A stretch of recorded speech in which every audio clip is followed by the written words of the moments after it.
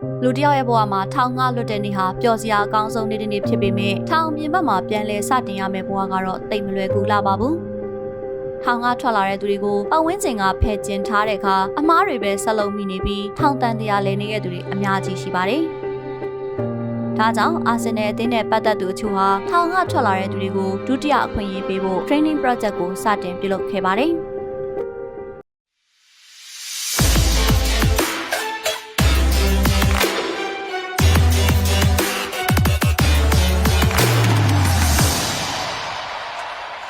မင်္ဂလာပါအခုဗီဒီယိုလေးမှာဖော်ပြမယ့်အကြောင်းအရာကတော့အကြောင်းမျိုးမျိုးကြောင့်အကျဉ်းချခဲ့တဲ့သူတွေအတွက်ပြုလုပ်ပေးနေတဲ့ training project အကြောင်းပဲဖြစ်ပါတယ်ဒီ project ကိုစပြီးအကောင့်ချဲဖော်တဲ့သူကအာဆင်နယ်အသင်းနဲ့အင်္ဂလန်ဘောလုံးဖွဲ့ချုပ်ရဲ့ဒုတိယဥက္ကဋ္ဌဟောင်း David Day ပဲဖြစ်ပါတယ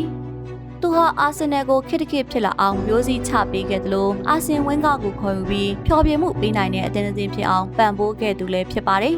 ်တမရိုးကြသွားနေတဲ့အင်္ဂလန်အမှတ်ပေးပြိုင်ပွဲကိုပရီးမီးယားလိလို့အမည်ပြောင်းပြီးအသွင်သစ်အမြင်သစ်နဲ့ကျင်းပဖို့ဦးဆုံးတိုက်တွန်းခဲ့သူလည်းဖြစ်နေပါတယ်။ဒါကြောင့်လဲသူဟာအင်္ဂလန်ဘောလုံးလောကမှာဩဇာအကြီးဆုံးပုဂ္ဂိုလ်တွေကတယောက်ဖြစ်ပါတယ်။သူဟာဘောလုံးလောကကအနားယူပြီးရဲ့နောက်မှာအကျဉ်းသားတွေကိုမွမ်းမံတင်တန်းနေပေးပြီးအလောက်ကိုင်းအခွင့်အလမ်းတွေရှာပေးနိုင်မှပြစ်မှုပြန်လဲကျူးလွန်တဲ့သူနည်းသွားလိမ့်မယ်ဆိုတဲ့အတွေ့အမျိုးရခဲ့ပါတယ်။ဒါကြောင့်လဲသူဟာအကျဉ်းထောင်တွေစီတွားရောက်လက်ပတ်စကားတွေပြောကြည့်ပြီးတဲ့နောက်မှာ training project ကိုအကောင့်ထဲပေါ်ဖို့ကြိုးစားခဲ့ပါတယ်။ထုတ်ပြန်ထားတဲ့စာရင်းတွေအရပြည်တိုင်တဝမ်းလုံးမှာအကျဉ်းထောင်ကလွတ်မြောက်ပြီးတဲ့နောက်ပြစ်မှုပြန်လဲကျူးလွန်တဲ့ရာခိုင်နှုန်းက64%ထိရှိရလို့သိရပါတယ်။ပြည်တိုင်ဆိုရကအကျဉ်းသားတွေအတွက်နှစ်စဉ်အသုံးပြုစရိတ်ပေါင်း15ဘီလီယံလောက်အသုံးပြုရလို့အကျဉ်းသားတစ်ယောက်စာကုန်ကျစရိတ်ကတစ်နှစ်ကိုပေါင်3000ခွဲထိရှိနေပါတယ်။ဒါကြောင့်ဒီအစီအစဉ်ကိုသာအကောင့်ချဲဖော်နိုင်ခဲ့ရင်အစိုးရရဲ့အသုံးစရိတ်တွေလျော့ကျလာပြီးအကျဉ်းသားတွေအတွက်လည်းအခွင့်အရေးတွေရှိလာမှာဖြစ်ပါတယ်။အာဆင်နယ်အပါအဝင်ပရီးမီးယားလိကလပ်အသင်းချို့ကလည်းဒီ project မှာကူညီအားဖြည့်ပေးကြပါတယ်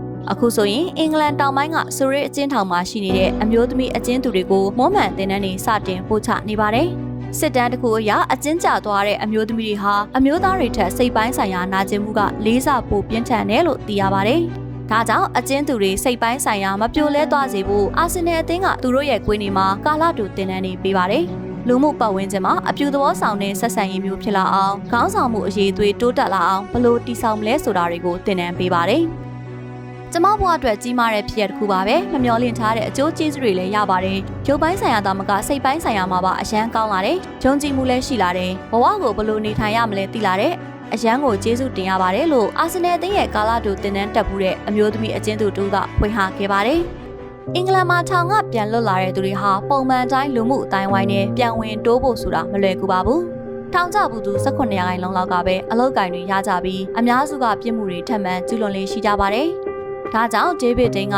ကလပ်အသင်းတွေကိုအလုပ်တနေရာပေးဖို့စီယုံခဲ့ပြီးတချို့ဆိုကွင်းလုံခြုံရေးလိုအလုပ်မျိုးကိုရသွားကြပါတယ်။ဒီ project ကအကျဉ်းသားတွေကိုမြို့ကန်ဘောလုံးအသင်းတွေနဲ့ချိတ်ဆက်ပြီးအခြေခံထိုင်လူကြီးတင်တန်းတွေလည်းပေးပါတယ်။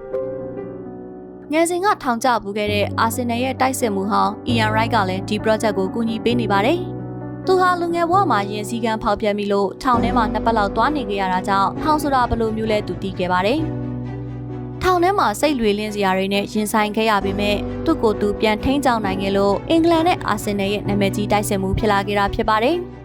ဒါကြောင့်လဲမကောင်းတဲ့နေရာကလာတဲ့သူတိုင်းမကောင်းတဲ့သူတွေမဟုတ်ဘူးဆိုတာကို training project ရဲ့အခမ်းအနားတွေမှာထည့်ပြောလို့ရှိပါတယ်။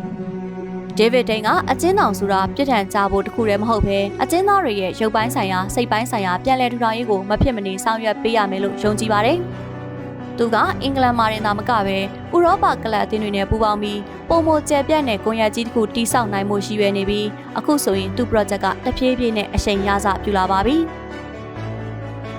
လူဆိုတာအမားနဲ့မကင်းတဲ့သူတွေဖြစ်လို့အကြောင်းမျိုးမျိုးကြောင့်ထောင်ကျသွားတဲ့သူတိုင်းဟာလူဆိုးတွေမဟုတ်ကြပါဘူး။ခဲတယ်မှာတော့ခဲပြတ်ပါသေးရင်လူတိုင်းဟာကိုယ့်ရဲ့အမားကိုပြန်လဲပြင်ဆင်ဖို့ဒုတိယအခွင့်အရေးရတဲ့နေမဟုတ်ပါလား။